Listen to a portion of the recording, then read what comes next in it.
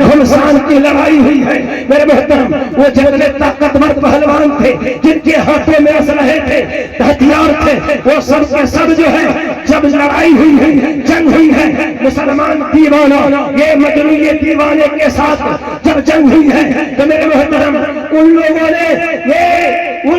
وہ جتنے بہادر جتنے شیر تھے سب کے قدم اکھڑ گئے میرے محترم، اور لکھنے والوں نے لکھا، کیا لکھا؟ چل نہ سکتے تھے اگر جنگ میں آ جاتے تھے، پاؤں شیر کے بھی میدان سے اکھڑ جاتے تھے میرے محترم۔ اب جو ہے قدم ڈگمگا رہے ہیں، دشمنوں کے قدم ڈگمگانے لگے، قدم جو ہے لڑکھڑانے لگے۔ اب حال یہ ہے کہ جب جنگ گھمسان کی جنگ ہوئی ہے، مسلمانوں کی جو تلواریں چمکی ہیں گاجر مولی کی طرح جب کچڑے ہیں میرے محترم، اب جو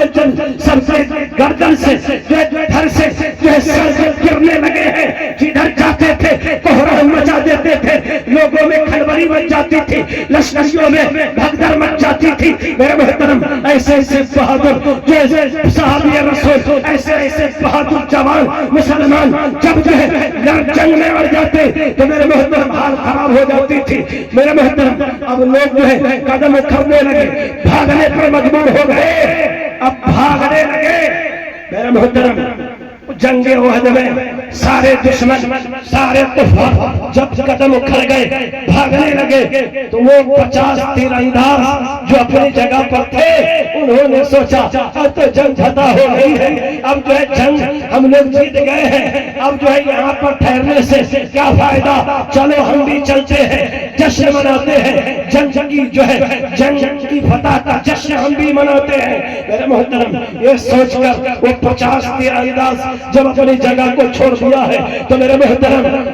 اس وقت حضرت خالد بن ولید مسلمان نہیں ہوئے تھے، ایمان نہیں لائے تھے، وہ کافروں کی طرف سے لڑ رہے تھے میرے محترم۔ وہ گھوم کر اسی گھاٹی سے حملہ ہو جاتے ہیں، ادھر مسلمان جو ہے جشن منا رہے تھے، مال لوٹنے میں لگے ہوئے تھے، پیچھے سے جب وار ہوتا ہے ایک دوسرے میں گتھن گتھا ایک دوسرے کا جو ہے ایک دوسرے کو زخمی کر رہے ہیں۔ جیتی ہوئی جنگ کو مسلمانوں نے ہار، وہ جیتی ہوئی جنگ جو ہے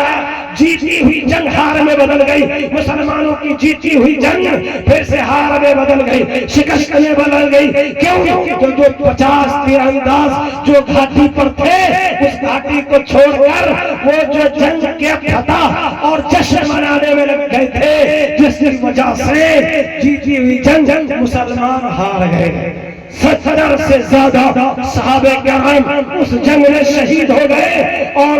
میرے آقا پیارے آقا کے چچا حضرت امیر حمزہ جو بہت پیارے چچا تھے وہ بھی شہید ہو گئے، اور اسی جنگ میں میرے آقا پیارے آقا سرکار دو عالم صلی اللہ علیہ وسلم کی دندار مبارک بھی شہید ہو گئی، اور آپ کے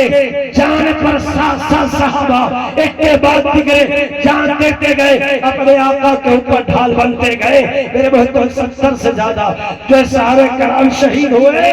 اور جو ہے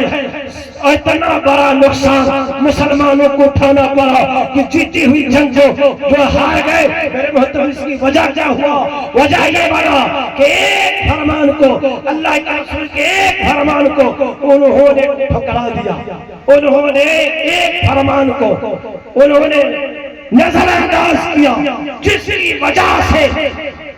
جیتی ہوئی جنگ مسلمان ہار گئے۔ تو میرے محترم اس سے پتا چلا، اور یہ مصلحت تھی، یہ مسلمانوں کی آزمائش تھی، اور خدا کو بتانا تھا کہ اے مسلمانوں سمجھ جاؤ، تم جان جاؤ، تم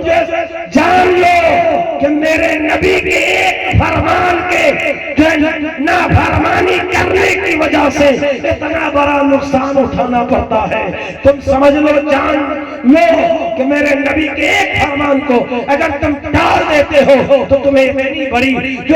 اتنا بڑا نقصان اٹھانا پڑتا ہے۔ جنگ جیتی ہوئی جنگ ہارنے پر مجبور ہو جاتے ہو تو سمجھ جاؤ کہ میرے نبی کی جو فرمان اور جو ہے آپ کا جو ہے ارشادات جو ہے ہزاروں اور کروڑوں درجے رکھتی ہے آپ کے جو ہے زندگی میں انقلاب آنے کے۔ تو میرے محترم اس لیے لوگوں نے کہا، شاید نے لکھا، طریقے مصطفیٰ کو چھوڑنا ہے وجہ بربادی، اسی سے قوم دنیا میں وہی بھی اقتدار اپنے۔ میرے محترم تو ابھی بھی وقت ہے کہ اپنے نبی کا سچا ہم عاشق بن جائے، دیوانہ بن جائے، ان کے نقش قدم پر چلے تو آج بھی ہم جو ہے دنیا میں انقلاب برپا کر سکتے ہیں، پھر سے جو ہے اسلامی حکومت قائم ہو سکتی ہے، لیکن بزدلی سے نہیں میرے محترم، جو ہے اور جو ہے اس طریقے سے نہیں جس طریقے سے جو ہے ہم لوگ اپنا حلیہ بنائے ہوئے ہیں، سنت نبی کو چھوڑے ہوئے ہیں، نبی کے نقش قدم پر نہیں چل رہے ہیں، اس طریقے سے آپ کبھی بھی کچھ نہیں کر سکتے۔ میرے محترم جب بھی انقلاب برپا ہوا ہے تو علماء کرام آگے بڑھے ہیں، یا مجاہدین اسلام آگے بڑھا ہے اور سنت کے پیکر آگے بڑھا ہے، تبھی انقلاب برپا ہوا ہے۔ انہی سب باتوں پر اپنی گفتگو ختم کرتا ہوں۔ اس میں کسی طرح